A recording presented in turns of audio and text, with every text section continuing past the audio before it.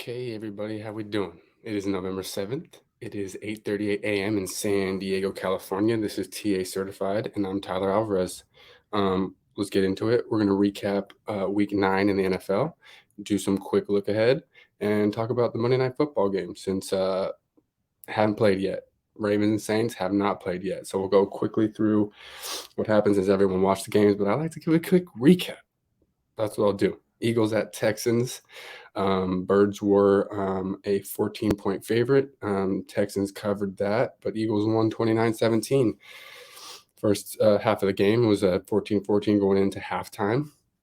Texans were playing hard. Their running back had a hell of a game. Pierce had probably, I haven't watched too many Texans games, but it looked like his best game of the year. He was running hard, running mad. Eagles controlled the line for the most part, especially during the second half. Miles Sanders had his way, and Dallas Goedert had a hell of a game with 8 receptions, 100 yards, and a touchdown. So it was one of those tight end type of games. Jalen Hurts, no turnovers, 21-27, 243, and 2 touchdowns. Looked good. It's just that the Houston came out with some fire, so took it to the Birds early. But then the Eagles did what they were supposed to do and beat the Texans by double digits. They didn't cover that 14, but they beat them by double digits. So moving on, we saw the Chargers go play the Falcons in Atlanta. Back and forth game. If you watched it, the end of it where first, it looked like Eckler had a touchdown rollover, and I was texting my boys like, "We need to check the refs' pockets. What's going on with this shit? How they overturn it?" Then you see that elbow, instant replay, and you're like, "Okay, yeah." And then, even crazier, looks like Austin Eckler fumbles. We have a defensive player from Atlanta take off with the ball. Obviously, has never played a down in his life because running with the ball. Because he's going with it and he literally drops it. And there's no one around him, and the ball just comes out. Saves Chargers. Get a nice pass, I think, on the sidelines to Palmer. Now they're in field goal position. And then Dicker, the kicker, finishes it off. This wasn't too much of like anything crazy game. The stats weren't insane. Herbert threw for 30 43, 245, and a touchdown with a pick. Eckler on the ground for 14 carries for 47 yards. Algier had a game, 10 carries, 99 yards, and Cordell Patterson came back and did what he's always kind of done in that offense, at least the last couple of years, where he scored touchdowns, 13 carries, 44 yards, and 2 touchdowns for Patterson. Mariota, the Falcons are going to be looking for another quarterback after this year. Mariota's just doing enough to keep his job, but that's about it. Moving on to probably the game of the week, Dolphins at Bears. This was supposed to be a weather game. It turned out to be nice out there in Chicago. There was some sun. And man, oh man, did Justin Fields have a day. Broke the record for most rushing yards for a quarterback. And had one of the crazy, I think, the play of the year, that pump fake that froze the linebackers, and then he just took off. One of the craziest runs I've ever seen. So he's playing well. That team looks really good. They obviously, just handed it over now to the offense more so with the trades of their 2 really good stud defensive players and Roquan Smith and. Oh man, he came to the Eagles, and I'm already forgetting his name. But we took their D end. He's a solid player. So, but now this Chicago team is a dead over team. I mean, the last 3 games now, over games. Their offense is playing well, and their defense isn't. So, it's a recipe for an over for sure. And Miami keeps doing their thing. It looks a little bit like the Chiefs. But with just like the poor man's Mahomes back there. I mean, Tua is great. He is really, really good. Not playing mistake-free football. 21 of 30, 302, and 3 touchdowns that's great. And Jeff Wilson, came right in. 9 carries, 51 yards, and he didn't score, but Mostert got it in, and he came over just this week. So, but he was a product of in San Francisco of Mike McDaniel's. They were on that team together for a while, so it was to be bet on that, Jeff could just slide right in. So, and then Tyreek, the cheetah, still doing what he does best. 7 for 143 and a touchdown. Miami's offense looks good. They look really, really good. And their defense isn't that great. So again, another over team. So we should have saw this one coming. This was a dead over game. But that weather scared a lot of people away until probably game time. Next one was a game I was all over. I gave that pick out, I think Sunday morning or no, Saturday, one of the two. Bengals 7-point favorites. The fact that it went from 8.5 down to 7, up to 7.5, and then back down to 7. There's way too much disrespect for the Bengals, way too much love for the Panthers were going on.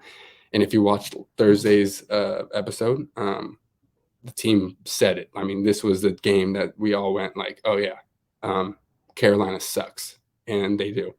They had to bring in Mayfield at halftime because PJ was just not doing it. I mean, he was 3 for 10, 9 yards, and 2 picks before he got pulled. So not great. The running game wasn't working, but I mean, on the other end, Mixon had career day. I played him in fantasy. What do you think happened? I lost. But he went off 22, 153, 4 touchdowns. Absolutely insane. And then caught 1, 2, so 5 total. Just insane. It was great. It was absolutely great.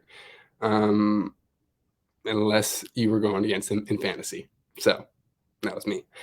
Packers lose again to the Lions, 9-15. Packers were 3.5-point favorites. I thought this was vintage Rodgers game and anything but. He looked toast. He looked like straight up burnt toast. And I know they have no one he's really throwing to in that running game. Couldn't get it going. And Aaron Jones got hurt. The leading rusher was Rodgers with 40 yards on the ground. Dylan had 34. Lazard played an okay game, but they lost Dobbs in there. It just is what it is. And the Lions aren't good. The Lions try to give it away. Goff was so shaky. Watching that game, you were just waiting for it to shoot a drop. You were waiting for the shoot to drop because Green Bay was all over him, but it didn't. I mean, he did throw a pick, but Rodgers just kept giving it back. Just kept giving it back. This one too, I was all over. Colts going to the Patriots with Sam Ehlinger's second start going up to Gillette. And Belichick does what Belichick does to these first and second start quarterbacks. He just made it hard, showed them defenses, switched out of those. And then, the quarterback thinks he's got to read pre-snap. And then once he snaps it, everything changes. And for someone who's, first, second year, it's not easy to then diagnose and hit your second, third read or your hot route or your, whatever it may be. Because things change once that coverage changes. And now your mind's thinking differently. And again, this is one where the quarterback was the leading rusher. Ehlinger had 39 yards, and he was their leading rusher. On the other end, Mac Jones, nothing crazy, 20 of 30, 147 and a touchdown, but they ran a ton. Stevenson, okay game, but they had a lot of carries. Taylor, JJ, 10 more, so they ran 25 times. It looks like Myers and there's a couple more, just like probably sweep handoffs to the receivers. So not too much in this game. Belichick does what Belichick does. So, and the Pats covered that one. They were 5.5, I think 5-point favorites to close that. This is one too that's crazy to me that it went from 6 to 5. Next game, huge favorite. Bills on the road were 12, went to 11. I think closed at 10.5, and they lost outright. This was one of Josh Allen's probably worst games since he's been like the dude. He just didn't, wasn't reading coverage as well. He was being shaken. The Jets defensive line is that good. So they are, they're getting after him and making it uncomfortable. Sauce Gardner. I was hearing a podcast today where some books were already paying out his defensive rookie of the year. Cause it's just, he's that dude. it's a little scary here now for the Bills because they look like the best team. Somehow they were still saying the Birds weren't the best, but hey, I understood it. I saw it. I saw it. But after this game, I don't think you can say that anymore. I mean, he threw 2 picks that if Jalen Hurts threw them, I mean, the media in Philadelphia would be all over the guy. So this was a little role reversal here. This is where, we were looking for Zach Wilson to kind of throw us the game, and I needed the Bills just to win it in a teaser, and they couldn't do it. They couldn't do it. So this one's dicey. The Jets did look good, but they also still have, they still have who they have, and but Josh Allen saw one of the later plays. I think when they were trying to scramble to get in field goal range to tie it, someone got his arm and it got pulled back pretty good. So we'll see how he's doing next week. But there'll be, I think it's the look ahead line. I remember there'll be another big favorite. And then here's one I was on at 3.5 and it covered. Vikings went to Washington. This was Kirk's little, come home game. He used to be Washington's dude for a while.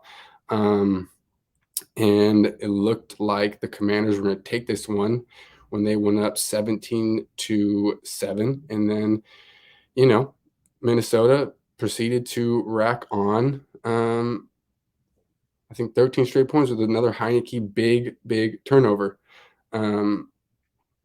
It is one of those things where, you can only ride, these quarterbacks, Heineke, like when they come in, and I know Carson wasn't any better, and I'm not saying they probably don't have 4 wins right now if it isn't for Heineke. But the Vikings showed you why why he's, he wasn't the starter right away. They also did pay king's ransom for Carson, and in the NFL, when you do that stuff, you have to play the man. So, but Heineke showed you a little bit why people were nervous when betting the Commandos, but they did cover the 3.5. So Raiders were up 17. Now I'm going to the Raiders here. Raiders went to Jacksonville. Everyone, I think, really liked the Raiders in this one for a bounce back spot. They were up 17-0 and blew it 27-20. I don't know how Josh McDaniels makes it the rest of this year. The Raiders don't play hard. The Raiders have a good offensive scheme. Their defense isn't great, but they also just, again, don't play hard. And Jacksonville looked all right, looking here at the box score. And Trevor Lawrence played well. Wasn't the best, but he did. He made the plays, and ETN's coming on, and this team looks, it's a wave. They're going to get bet heavy next week because of this game, but they might burn you because I feel like this is like they're a year away from being at least what we kind of think like maybe an 8-9 win 10 win team. Maybe I think that's next year. I think this year they're going to lose a couple more games that they should win, and maybe they'll win a game they shouldn't, and that keeps everyone on the hook throughout the year. So like kind of like this one, the Raiders. So now moving on, Seahawks were a 2-point underdog going on the road to Arizona, and I was on Arizona, but I just don't understand. Cliff Kingsbury doesn't have the ear. Kyler Murray's yelling at everyone. It's not his coach. He's yelling at his receivers now. It's just, this team is not good. I thought they were going to be much better with Connor back, and now the third game with Hopkins, but it wasn't it. Seattle takes care of business, 31-21, and obviously Arizona's reeling right now, reeling. Then the other game we had was a snoozer. I literally fell asleep during it. It was Bucks at Rams. I woke up to watch Tom Brady do Tom Brady things. So that was cool to see. But Bucks were 3-point favorites, and it looks like they won by 3. So the push there. I think I said in the podcast we put out on Thursdays that I liked Rams if you buy a 0.5 point up plus 3.5. And it looks like I was right on that just because I knew this game was going to be like this. I mean, I thought there was going to be more points, but I knew it was going to be like a 3-point kind of game. Both teams looked terrible, looked like just not into it. I mean, Sean McVay at the end looked shell-shocked by what Brady did, and just the reports about him being gone when that core four is gone, and Darnold before the year, like, also not being fully in, thinking about retirement, and just there was just so much I think about this team that we should have, I think, as bettors all seen, and just been like, okay, this might just be like a, hey, we have to play because we're all getting paid. So I don't know. I think the Rams are absolutely done. I think this is like a lost year. I think they win 5. I think they win 7 games. I'm going to say they win 4 more games on the year. That's it. I really think the Rams are done. Tampa, on their hand, this could have woken them up a little bit. Devin White, he owned up to like dogging it, I guess, after the game, and said he hasn't been he's been taking football for granted.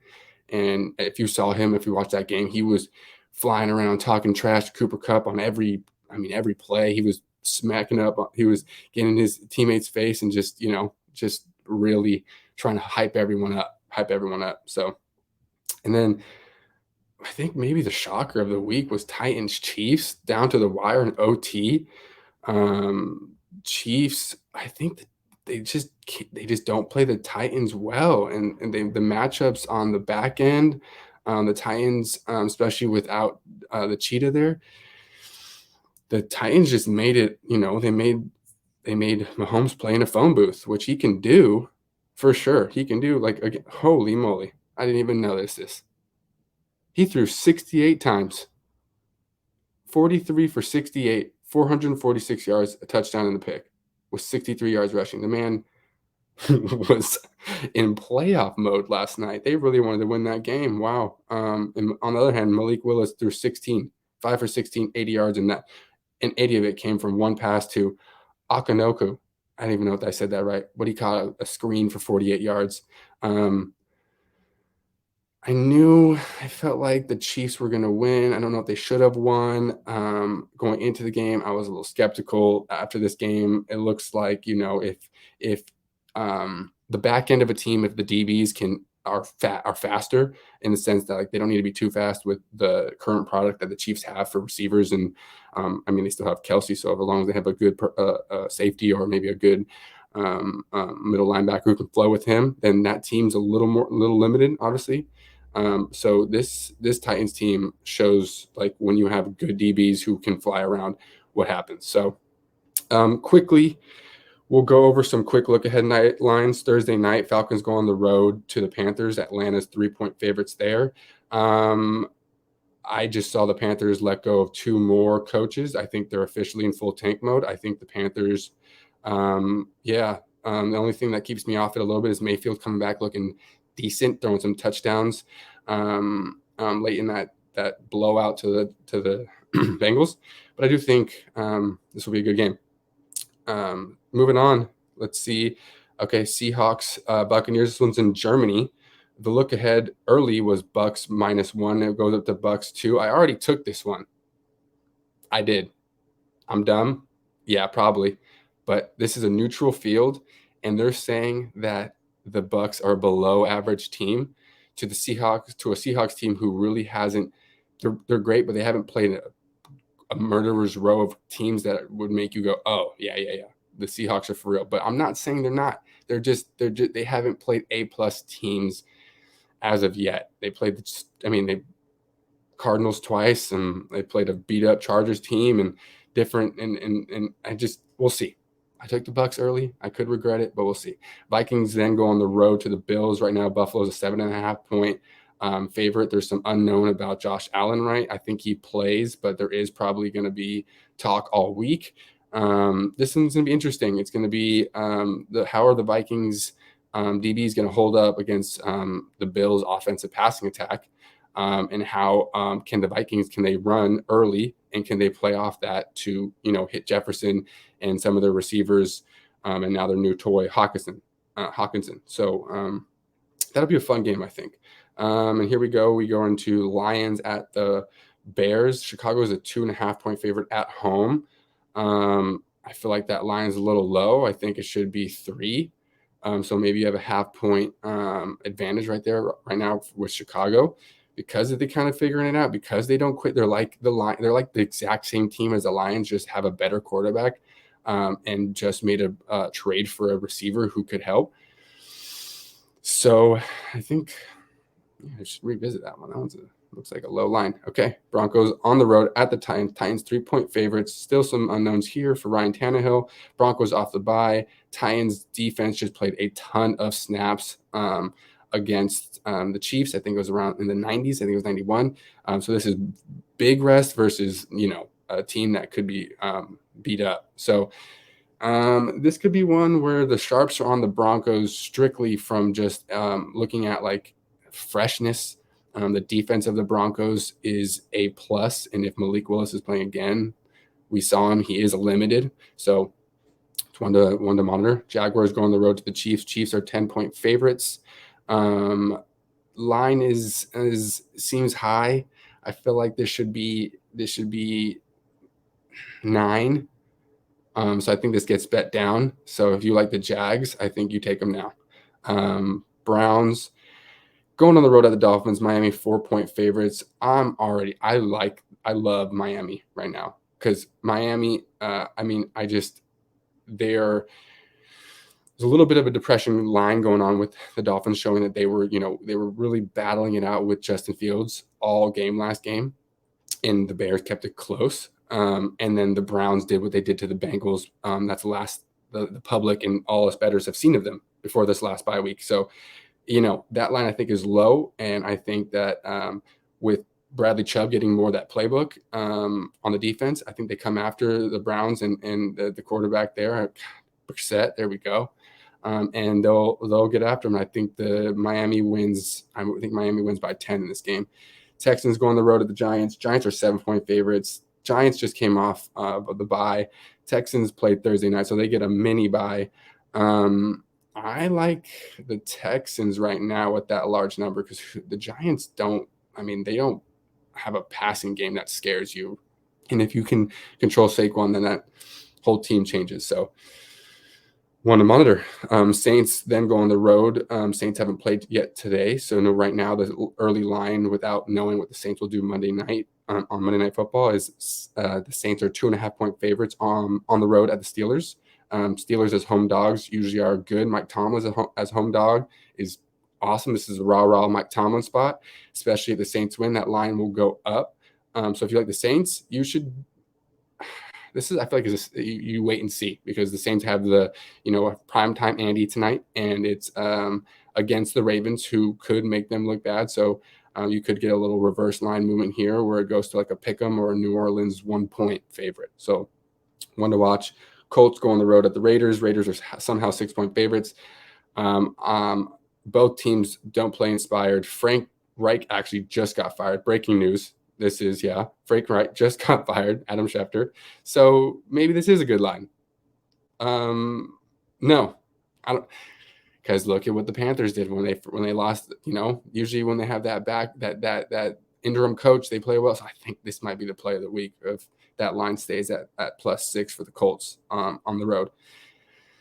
Cowboys go on the road to the Packers. They're 5-point favorites on the road. So Packers is home dog. Aaron Rodgers is the home dog, but Aaron Rodgers doesn't look like Aaron Rodgers. I think we can all say that now.